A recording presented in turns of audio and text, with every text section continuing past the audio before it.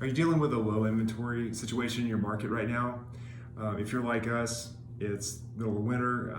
We're experiencing a little bit lower inventory. There's multiple offer situations that come up quite often right now. So I want to talk to you about that again. I know we've gone over this in the past. I think it's a really good refresher.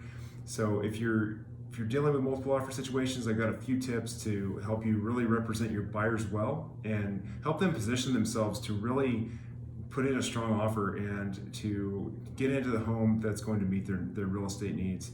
Hi, this is Paul Calloway with Unity Home Group and eXp Realty.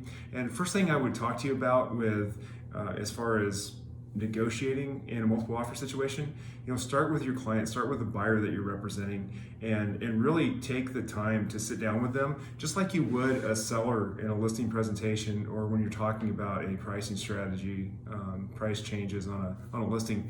Meet with them in person, get a comparative market analysis together on the property, and really talk to them about the value of the property. We all know that sales price or list price really doesn't mean a whole lot, right? We really need to talk about what the fair market value is. So show them the fair market value with your comparative market analysis, and then really help them to understand really what their goals are, and dig deep with them so that you understand, is this the right house? Is this something that they really want to fight for? Or, if it's not the right one, then that's fine. They can let it go. But let's just say that they want to move forward. They want to get this house. The first thing I would tell you is write a clean purchase and sale agreement. Cut the fat. Get everything out of there that you can possibly negotiate later. So in other words, don't ask for a heating inspection. That can come up later after a home inspection. Don't ask for home warranties. That's something that the buyers, you can explain to the buyers that they can purchase that on their own as well. Talk to them about an escalation clause.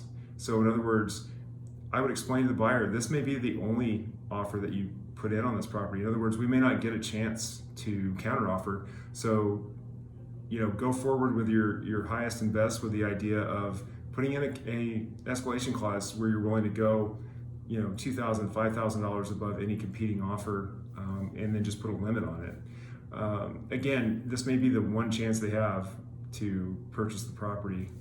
They may not have a chance to go back in and put in their highest and best later. So what are some objections that you may be coming up with your buyers? You're going to hear things like, well, if it's not meant to be, it's not meant to be, or I don't want to be in a bidding war. So again, I would go back to the market and go back to what their goals are. If they're telling you that they really want to and need to be in a property now or before spring, or whatever their goals are, compare that to what's out there. Let them know what their options are. If there's other options, great. If not, it may be the situation right now where inventory is a little bit reduced. However, interest rates are great. It's a great time to buy.